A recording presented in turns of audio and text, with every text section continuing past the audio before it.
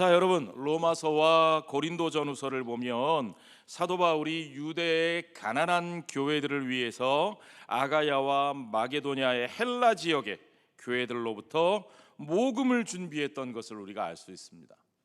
바울이 그들에게 연보를 권면하고 그 연보를 받아서 그것을 가지고 어려움에 처한 교회들, 어려움에 처한 성도들을 돕기 위해서 여행을 떠납니다. 자, 그 내용이 로마서, 고린도전서, 고린도후서에 상당히 많은 부분을 차지하고 있습니다. 우리가 왜 연보를 해야 하는가, 이 연보를 어떻게 써야 하는가, 어떻게 드려야 하는가, 바울은 그 일을 굉장히 중요한 일로 보고 있습니다. 단순한 모금 활동이 아닙니다. 그것이 하나님께 드려지는 것으로 보았고, 그것이 성도의 마땅한 책무라고 보았습니다. 그것을 하나님의 은혜와 그리스도의 십자가와 그리고 성령의 하나 되게 하시는 복음과 복음의 본질에 연관된 것으로 분명하게 보았습니다. 자, 여러분, 오늘날 헌금을 가지고 이렇다 저렇다 말들이 많습니다. 11조 문제를 가지고 이렇다 저렇다 말들이 많습니다. 복음을 얘기하는 사람들은 11조가 율법이니까 11조는 오늘 우리들에게 아무 소용이 없다, 그런 얘기하는 사람들도 있고, 어떤 교회 가면 우리 신앙생활의 목표가 마치 11조와 주일 성수, 그것만 잘하면 모든 신앙생활이 다 되는 것처럼 막 그걸 강조하는 교회들도 있습니다. 도대체 뭐가 맞는 겁니까, 여러분? 중요한 것은요, 우리 그리스도인들에게 연보, 드림, 나눔이라고 하는 것은 하나님 앞에서 굉장히 중요한 책무임에 틀림이 없다는 사실입니다. 구약성경뿐만 아니라 신약성경이 성도가 하나님 앞에 드리는 삶에 대해서 이야기하고 있고, 그것을 가지고 성도들의 필요를 따라 나누고 베푸는 것이 교회의 사역의 아주 중요한 본질이었다는 것을 우리가 확인할 수 있습니다. 그러므로 복음의 사역을 위한, 여기서 복음의 사역이란 복음의 전도를 위해 필요한 사역자들의 생활을 돕는 일, 교회의 기본적인 행정과 운영을 위해 필요한 경비를 책임지는 일, 교회 안의 구성원들과 교회 밖에 구제해야 될 이웃들에 대해서 그 모든 구제와 나눔을 위해서 쓰여지는 비용들, 그 모든 것들을 포함해서 우리가 이 땅에서 복음을 위해 사용해야 할 물질들이 분명히 있다는 거죠. 그리고 그 물질은 마땅히 어디서부터 나와야 되느냐? 그것은 마땅히 은혜 받은 성도들의 자발적인 헌신과 드림과 나눔을 통해서 이루어져야 하는 것을 여러분 당연히 믿으시지요? 그렇습니다. 신약시대의 성도들은 신약시대에 우리가 복음의 은혜로 구원받았으니까, 이제 11조로부터 해방됐으니까 우리 이제는 헌금 안 해도 돼 라고 생각하지 않았고, 오히려 우리가 사도행전에서 보았던 것처럼 그들은 자기의 것을 누구도 자기의 것이라 여기지 아니하고 그 모든 필요를 위해 기꺼이 자발적으로 하나님 앞에 내어놓는 삶을 살았다는 겁니다. 그것이 성도의 필요를 위해 쓰고 사역자들의 사역을 위해 쓰여지지만 그것이 분명히 하나님께 드리는 것이라는 사실을 그들은 분명히 알았다는 겁니다. 그러니까요, 여러분, 신약시대의 성도의 이 드림의 삶이 10의 1조보다 더하면 더했지 11조도 드리지 않으면서 우리는 신약시대의 성도다, 우리는 복음 안에 자유롭다라는 말을 우리가 할 수 없다는 거죠. 자, 오늘 이 고린도전서 본문을 통해서 우리는 바울이 말하고 있는 연보에 대한 바른 원리를 쭉 앞으로 좀 살펴나갈 텐데, 우리 이 중직자 교육이 지금 2번 남았습니다. 그렇죠? 오늘 6번째인데 나머지 2번을 이 연보, 헌금의 원리에 대해서 우리가 공부하려고 합니다. 오늘 먼저 그 중에 5가지 살펴보고 다음 주에 마저 5가지 살펴보려고 합니다. 자, 첫 번째, 올바른 헌금이란, 여러분 따라하십시오, 하나님의 은혜의 표현이다. 그렇습니다. 하나님의 은혜로 구원받은 우리들은 이제 헌금을 안 드려도 되는 사람이 되는 것이 아니라 하나님의 은혜를 받았기 때문에 우리는 하나님 앞에 우리의 삶을 기쁘게 드릴 수 있는 사람이 된 거죠. 제가 예전에 윤형주 장로님을 뵌 적이 있는데, 그 윤형주 장로님이 아주 노래만 잘하시는 것이 아니라 말씀도 재밌게 잘하세요. 가수 윤형주 씨 아시죠? 예, 이분이 장로님이신데, 그분이 자기 어릴 때 교회 생활하던 얘기를 하시는데, 그 가수 조영남 씨하고 같은 교회를 다니셨대요. 예. 윤형주 장로님은 집안이 다 믿는 집안이고 아버님이 장로님이시고, 그래가지고 뭐 어려서부터도 잘 살았고, 그 교회에서도 아주 말끔하게 차려입고 항상 부모님이 예배 시간에 헌금 딱 챙겨주고 교회 가지고 오고. 근데 조영남 씨는 어렸을 때 굉장히 가난했답니다. 학생 때 가난했고, 그러니까 집에서도 혼자 믿고, 둘이 같이 성가대를 쓰는데 윤형주 장로님이 테너라서 앞자리, 조영남 씨가 베이스라서 뒷자리에 앉았는데, 예배 잘 드리고 헌금 시간만 되면 뒤에서 조영남 씨가 쿡쿡 찌른다는 거야. 왜 찌를까요? 야 형주야. 이 형주는 항상 헌금을 챙겨 오거든요. 자기는 헌금이 없으니까 맨날 찌르는 거예요. 야, 너 헌금 얼마 할 거야? 나 10원 할 건데. 그땐 10원이 컸대요. 10원 할 건데. 그러면 야, 너 나랑 5원씩 나눠서 내자. 그런다는 거예요. 그래서 왜 내 돈 갖고 네가 왜 내가 왜 네가 나눠서 내야 돼? 그러면 이제 조영남이 한 대 콱 쥐어박으면서, 야, 헌금이 네 거야 하나님 거야? 그럼 뭐라고 대답하겠어요? 하나님 거지. 그럼 돌아오는 대답이 지 것도 아닌 것 같고 지 것도 아니면서 생색낸다고. 우스운 얘기지만 여러분, 헌금을 드릴 때 가장 중요한 건 우리 거에서 10의 1조를 떼서 드리는 게 아닙니다. 그렇죠? 우리 거에서 떼서 드리면 그게 얼마나 아까워요. 어떤 분은 그럽니다. 내가 100만 원 벌 때는 10만 원 11조 하기가 쉬웠는데요, 내가 1000만 원 벌고 나니까 그 100만 원을 어떻게 헌금을 해요? 내가 1억을 버니까 그 1000만 원을 어떻게 헌금을 해요? 그거 너무 크잖아요. 예, 여러분, 11조는 우리의 것을 드리는 게 아닙니다. 모든 헌금은 우리의 것을 드리는 게 아닙니다. 하나님께 우리가 드리는 것, 모든 것은 사실은 우리의 것을 드리는 게 아닙니다. 그렇죠? 예, 우리는 하나님의 은혜로 구원받은 사람들이고, 우리는 하나님의 은혜로 사는 사람들입니다. 우리가 그 중에 10의 1을 드리든 2를 드리든 10의 5를 우리가 10의 10을 드린다 할지라도 사실은 그거 내 거 아닙니다. 내가 자랑할 일들이 아닙니다. 왜요? 그것은 하나님이 주신 은혜에 대한 감사의 표현이기 때문이죠. 바울이 마게도냐 교회의 이 연보에 대해서 이야기를 하면서 표현을 이렇게 합니다. 하나님께서 마게도냐 교회들에게 주신 은혜로, 이러는 거죠. 1절 보세요. 형제들아, 하나님께서 마게도냐 교회들에게 주신 은혜를 우리가 너희에게 알리노니. 자, 그 은혜가 마게도냐 교회의 은혜가 아니에요. 누가 주신 은혜예요? 하나님께서 주신 은혜입니다. 하나님께서 우리에게 주신 그것을 가지고 우리가 나눌 수 있는 은혜를 받은 겁니다.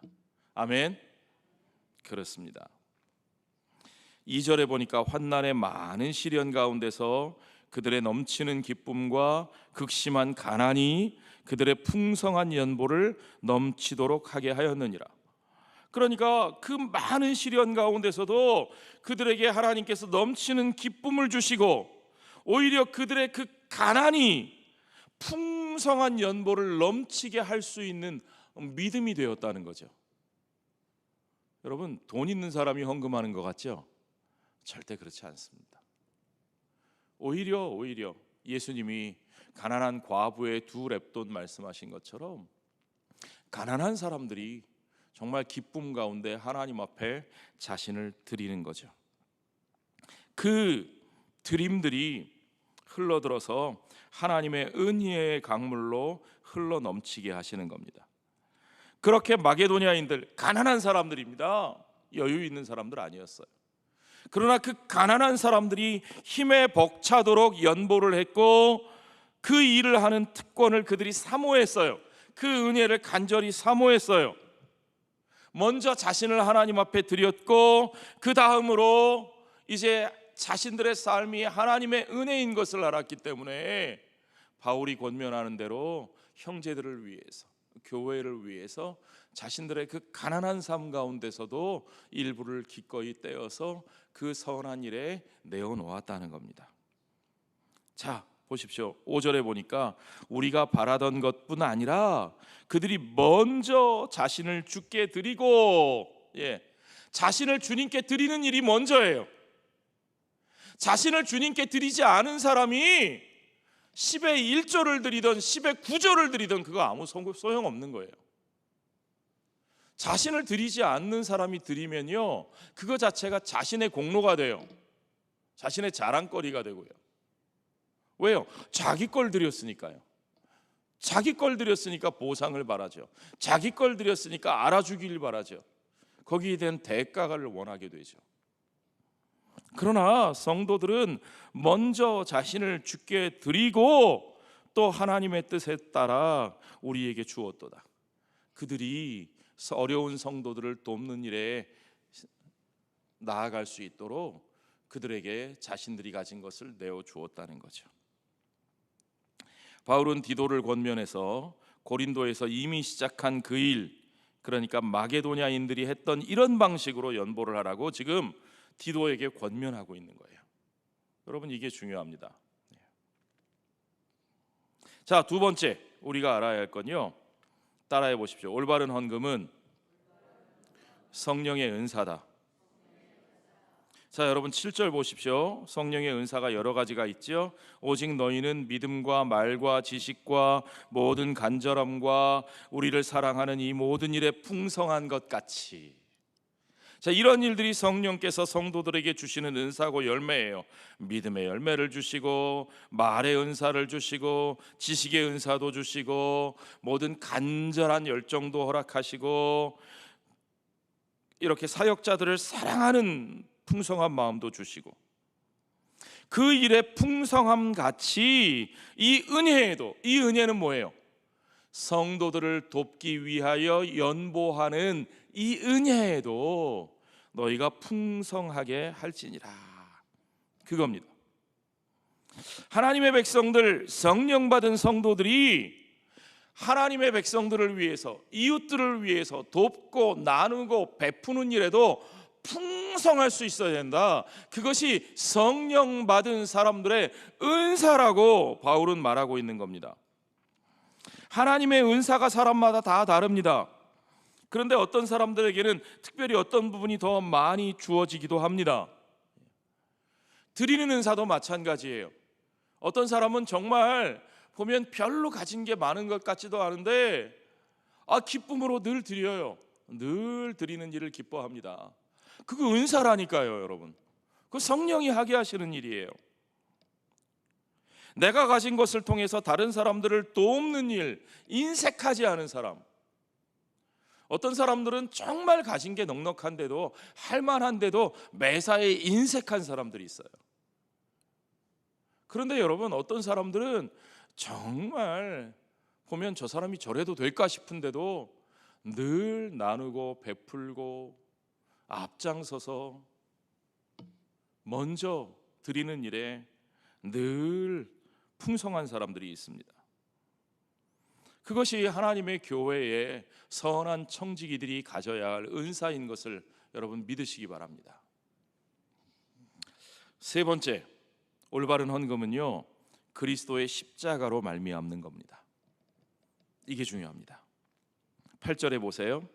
내가 명령으로 하는 말이 아니고, 지금 바울은 이 연보에 대한 권면을 명령으로 말하고 있지 않아요. 강제적으로 말하고 있지 않아요. 뭐 이렇게 하면 너희가 복받고 이렇게 안 하면 저주를 받고 그런 기복주의적인 얘기하고 있지 않습니다. 뭐 이거는 너희의 의무고 뭐고 어떻고 뭐 이런 명령하지 않습니다. 오직 다른 이들의 간절함을 가지고 너희의 사랑의 진실함을 증명하고자 함이로라. 우리 주 예수 그리스도의 은혜를 너희가 알거니와. 자, 너희 안에 있는 그 사랑의 간절함을 다른 사람들이 알게 하는 것이 우리가 원하는 일인데, 그 사랑의 간절함이 도대체 어떤 것이냐? 주 예수 그리스도의 은혜로부터 말미암은 거라는 거죠. 주 예수 그리스도의 은혜는 어떤 것이냐? 너희가 이미 그것을 알거니와 그분이 부요하신 이로써 너희를 위하여 가난하게 되심은 그의 가난함으로 말미암아 너희를 부요하게 하려 하심이라. 아멘. 예, 여러분, 그리스도의 십자가가 바로 그거라는 겁니다. 그리스도의 십자가와 같은 그 방식으로 우리가 살아야 하기 때문에 우리는 그 은혜를 나눠야 된다는 겁니다. 정말 이 땅에 가난하고 연약한 우리들을 위해서 저 하늘의 모든 영광을 소유하신 우리 주 예수 그리스도께서 그 모든 영광을 다 내려놓으시고 마땅히 누리실 수 있는 그 모든 것들을 다 스스로 내려놓으시고 우리를 구원하시기 위해서, 우리와 함께 하시기 위해서 이 땅에 가장 가난한 자의 모습으로 오셔서 가장 연약한 자의 모습으로 돌아가신 그분이 기꺼이 우리를 위해서 스스로 가난해지신 것처럼 우리도 기꺼이 다른 형제들을 위해서, 이웃들을 위해서 가난해짐으로써 그분의 은혜를, 그분의 사랑을 그들에게 나누고 그들에게 전할 수 있다는 거죠. 그저 단순히 물질적인 가난, 물질적인 부만을 말하는 게 아닙니다. 그리스도의 가난은 그분의 성육신, 그분의 십자가에서 우리 가운데 드러나는 겁니다. 하나님의 아버지의 독생자로서 하나님과 하나 되신 그 모든 영광을 다 내려놓으시고 하나님과 동등됨을 취할 것으로 여기지 아니하시고 우리 가운데 오셔서 아버지로부터 버림을 받으신 엘리 엘리 라마 사박다니, 나의 하나님 어찌하여 나를 버리셨나이까. 그 버림받는 길을 선택하셨던 그분, 그것이 주님이 우리에게 주신 은혜죠. 우리가 기꺼이 연보하는 것, 우리가 기꺼이 헌금 드리고 우리가 기꺼이 나누며 사는 것은 바로 그와 같은 성육신의 은혜의 삶, 십자가의 삶을 우리의 삶에 조금이라도 따라가는 과정인 것을 여러분 믿으시기 바랍니다. 마땅히 우리는 우리가 가진 것을 누릴 권리가 있죠. 예, 그렇습니다.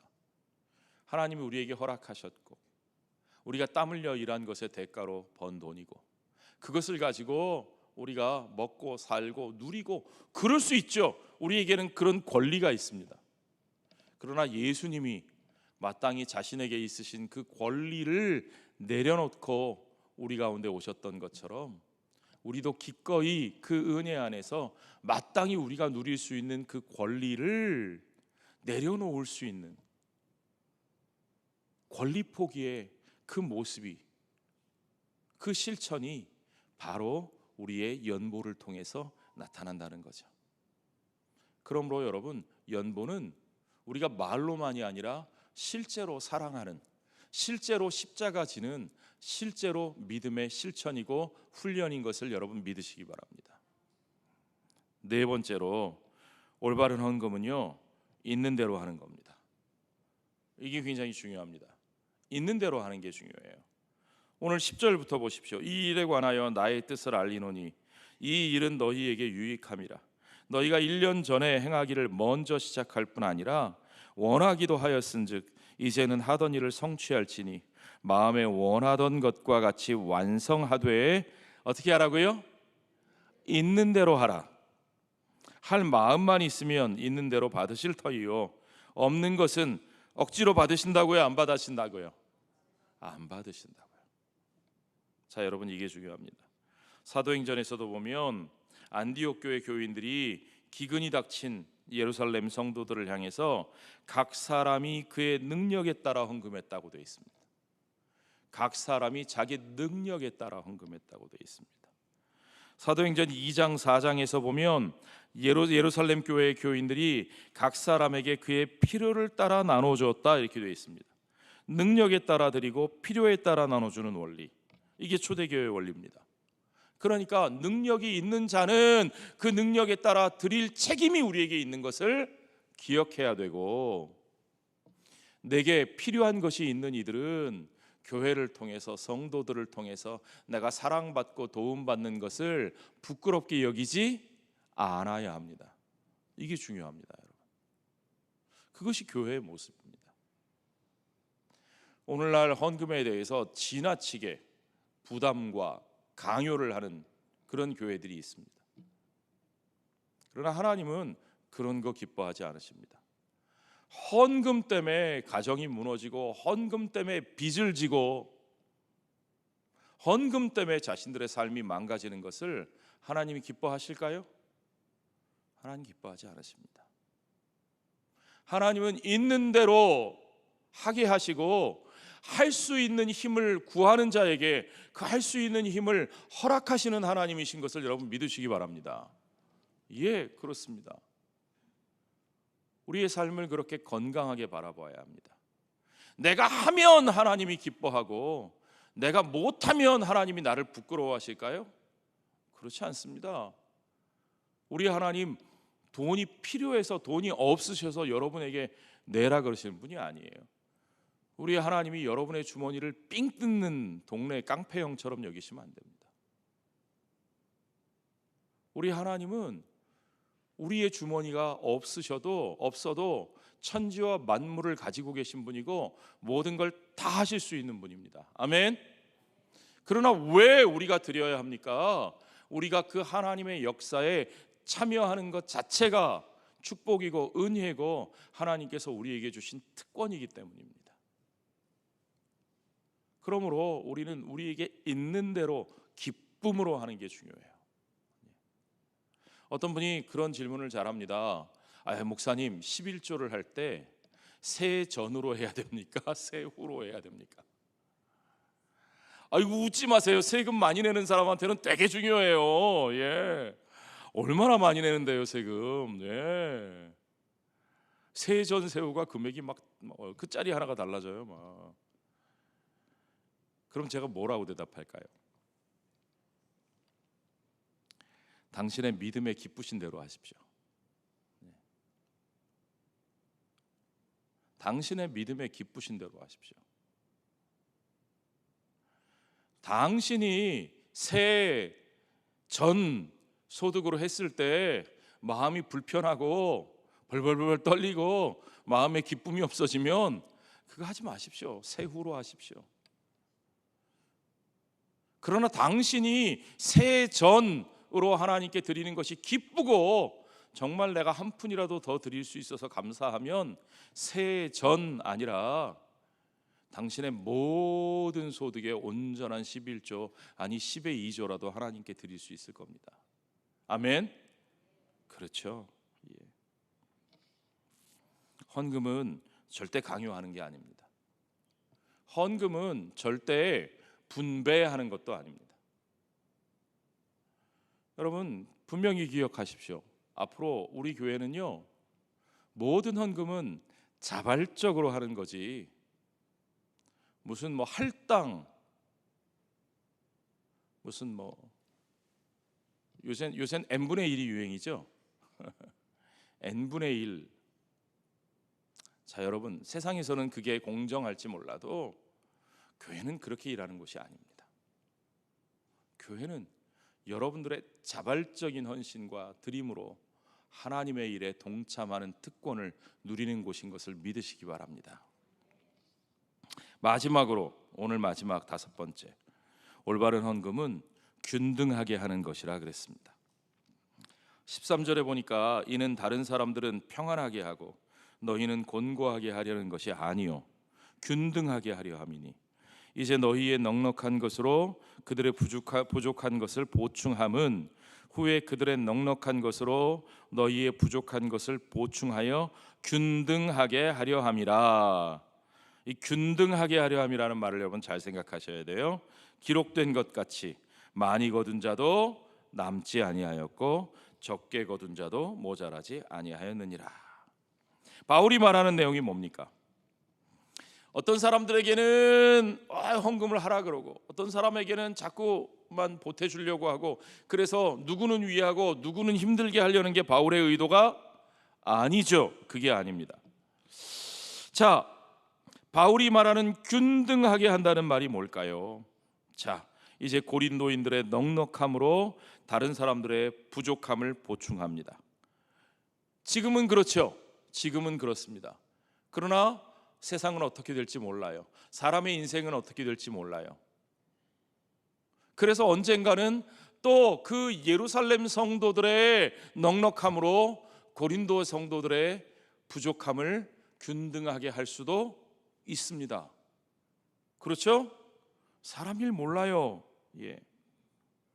자, 그렇게 함으로써 하나님이 균등하게 하시는 일, 뭐라고 말씀하냐면 마치 이 광야에서 만나를 열심히 거둔 사람들이 너무 많이, 하루의 양식보다 더 많이 거뒀더니 남았더니 썩어버리게 되었고 못 먹게 되었고, 모자라는 자도 적게 거둔 자도 모자라지 않고 하루의 양식을 얻을 수 있게 되었던 것처럼, 그렇게 우리가 다 최소한의 은혜와 삶을 함께 할 수 있게 되었다는 거죠.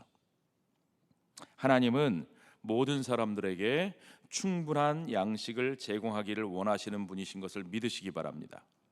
자, 여러분, 그러면 이쯤 되면 벌써 어떤 분들의 마음속에는 그러면 성경은 공산주의인 건가? 이게 공평한가? 아니, 누구는 더 열심히 일하고 누구는 더 똑똑하고 누구는 더 기술이 좋은데, 그런데 왜 내가 번 것으로, 뛰어난 사람이 번 것으로 가난한 사람들, 없는 사람들 채워줘야 돼? 아니요. 공산주의가 아닙니다. 자, 이거 보세요. 하나님의 뜻은요, 공산주의는 이런 거예요. 모든 사람이 똑같은 임금을 받고 똑같은 집에서 살고 똑같은 가구를 이용하고 똑같은 옷을 입고 똑같은 음식을 먹어야 된다. 그렇죠? 이런 게 공산주의예요. 획일주의, 전체주의, 공산주의. 성경은 지금 그런 얘기 하시는 게 아니에요. 성경은 우리의 드림과 나눔을 통해서 회복될 수 없는 극단적인 불균형이 있어요. 삶의 기회조차 잃어버릴 수 있는 그런 형제들이 있어요. 그런 사람들을 책임져 주어야 된다는 거죠. 그런 사람들에게 삶의 기회를 제공해야 된다는 거예요. 여러분, 요즘 많이 우리가 잘 들을 수 있는 말 중에 하나가 회복 탄력성, resilience, 회복 탄력성이라는 말이 이제 많이 요새 대두됩니다. 회복할 수 있는 능력이죠. 어떤 사회에서나 낙오되는 사람이 있습니다. 어떤 사회에나 가난한 사람이 있습니다. 어떤 사람이나 가진 것을 잃어버리는 사람들이 있습니다. 어떤 사회에서나 기회를 잃어버리는 사람들이 있습니다.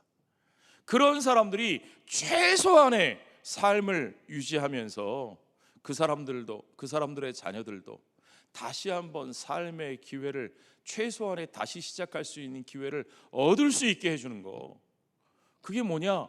그게 성경이 말하는 희년정신이에요. 희년정신. 고아와 과부와 나그네, 세상에서 자기들의 삶을 유지할 수단을 잃어버린 사람들, 그 잃어버린 사람들이, 이게 어디서 나는 소리일까요? 빨리 끝내라는 얘기인가요? 네. 그 기회를 잃어버린 사람들에게 형제로서, 킨스먼 리디머, 구속자, 기업 물을 자, 구속의 책임을 가진 형제로서 우리가 그들의 삶을 책임져 주는 겁니다. 이게 희년 정신이에요. 그리스도가 우리의 기업 물을 자가 되셨다. 그래서 우리는 예수 그리스도가 우리의 리디머, 구속자라고 고백하는 겁니다. 하나님 나라의 기업을 잃어버린 저와 여러분을 위해서 그분이 기업 물을 자가 되셔서 우리의 삶을 회복시켜 주신 거예요.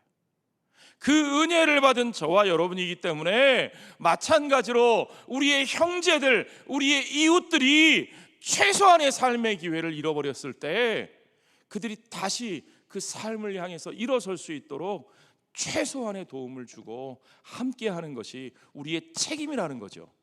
그게 성경이 말하는 희년 정신이고, 그것이 신약 성경이 우리에게 말하는 연보의 정신이고, 교회 공동체가 해야 될 기본적인 일들입니다. 우리에게 그런 정신, 그런 노력이 필요하다는 거예요. 우리가 그런 책임감을 가져야 된다는 거예요. 이 줄리어스 니에레레라고 하는 예전 탄자니아의 대통령을 역임하신 분인데, 그분이 이런 말씀을 하셨습니다. 아무도 타인의 부에 비추어 자신의 가난을 부끄러워하지 않고, 아무도 타인의 가난에 비추어 자신의 부를 부끄러워할 필요가 없는, 부유한 자는 부유한 자답게 그 부를 정당하게 사용할 줄 알고, 정당한 과정을 거쳐서 얻은 부를 정당하게 사용할 줄 알고, 가난한 자는 비록 가난하지만 절망하지 않고 부끄러워하지 않고 다시 일어설 수 있는 기회를 얻을 수 있는 그런 사회가 건강한 사회라는 거죠. 성경이 말씀하시는 사회가 그런 희년 사회라는 거죠. 복음과 문화에 대한 윌로우 뱅크의 보고서에 보면, 그리스도인은 이러한 상호성의 기초 위에서 서로 돕는 존재다라고 하는 기초 위에서, 우리가 이렇게 서로를 돌보는 공동체 안에 있다라는 이 상호성의 기초 위에서 다른 사람과 당황하지 않고 자연스럽게 환대하는 삶의 기준을 개발해야 한다.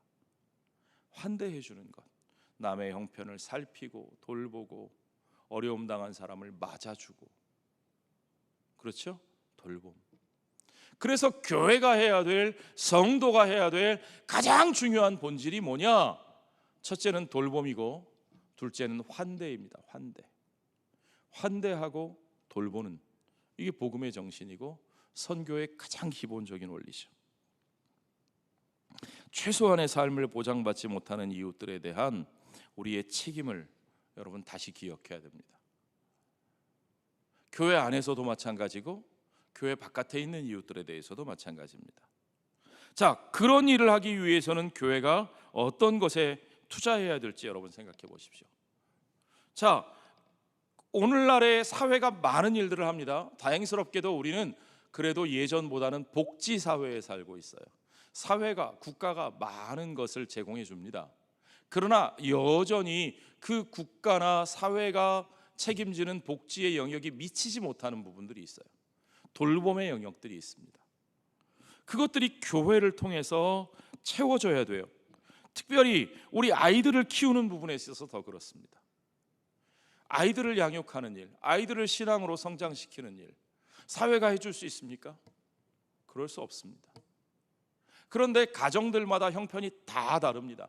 어떤 가정은 부모가 신앙적으로도 잘 서 있고 경제적인 여유도 있고 시간적인 여유도 있어서 자식들하고 시간도 가지고 자식들을 위해 투자도 하고 뭐 할 수 있지만, 어떤 가정들은 전혀 그럴 수 없는, 그럴 준비가 안 돼 있는 가정들이 너무 많아요. 그럴 때 교회가 최소한의 기회를 갖도록 도와주는 게 필요합니다. 이게 굉장히 중요한 일이에요. 그래서 우리가 교회 학교에 투자해야 되고, 어떤 분들은 교회가 뭐 애들 뭐 음악하고 뭐 영어하고 뭐 이런 것까지 왜 교회가 투자를 해요? 아니요. 그 아이들이 최소한의 기회를 가지고 자신들의 재능을 개발하면서 하나님의 자녀로서 사랑받는 것을 경험할 수 있도록 해주는 게 너무 중요하다고 생각합니다. 그래서 비전 스쿨이 필요해요. 우리 청년들을 위해 장학제도를 우리가 조금이라도 더 확충하려고 애를 씁니다. 한 푼이라도 더 주려고 애를 씁니다. 여러분 아시지만 우리 중직자들이 모인 자리니까 제가 주일 예배 때는 이런 얘기 안 드리는데, 많은 교회들이 교역자 자녀에 대해서는 장학금을, 학비를 다 대주면서도 우리 교회 다니는 아이들의 학비에 대해서 무관심한 교회들이 굉장히 많습니다. 여러분들 아시는지 모르겠지만 우리 교회는 담임 목사 자녀든 부교육자 자녀든 그냥 우리 교회 혼자 나오는 청년이든 우리 교회 대학생들 학비 필요하면 똑같이 지원합니다. 장학금 똑같이 줍니다. 예. 저는 그 아이들이 다 우리 아이들이라고 믿습니다. 너무너무 중요한 일입니다. 교회에서 주는 장학 제도를 최근에 조금 바꿨습니다.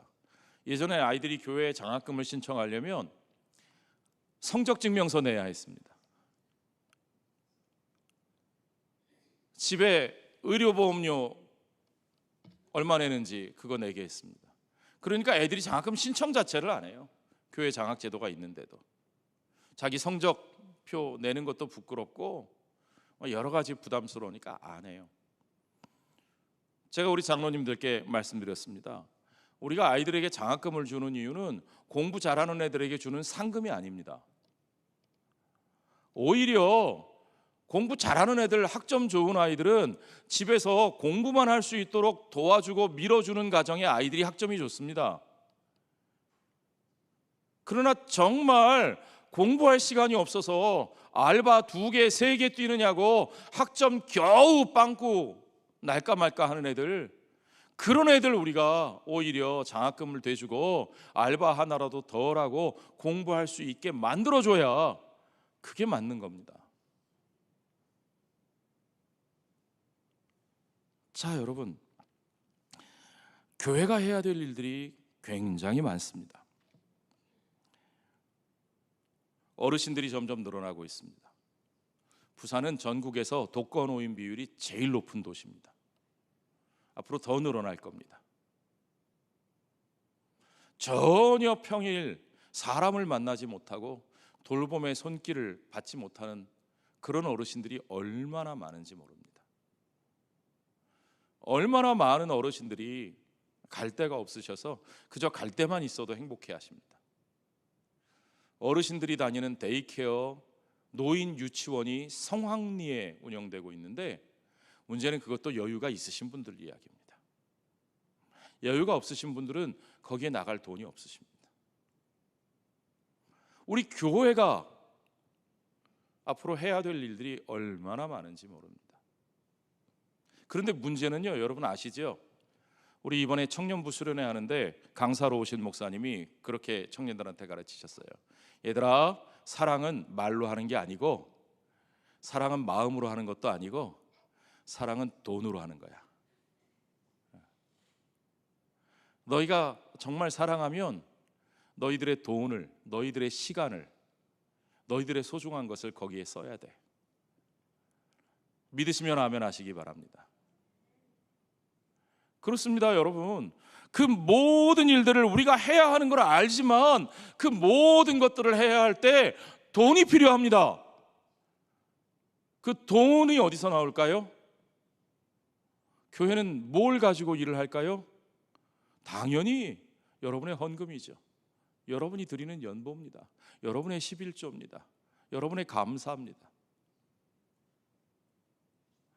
재직이 여러분들이 내가 해야 될 책무를 바로 알고 그 의미와 목적을 알고 기꺼이 자발적으로 섬겨주시지 않으면 아무리 우리가 입으로 좋은 얘기, 아무리 좋은 뭐 얘기 많이 해도 그냥 공연불입니다.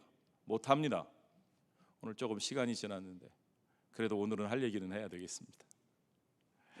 제가 평소에 헌금 얘기를 전혀 안 하잖아요, 그렇죠? 너무 중요한 일들입니다. 그것이 우리가 마땅히 기쁨으로 감당해야 될 책무입니다.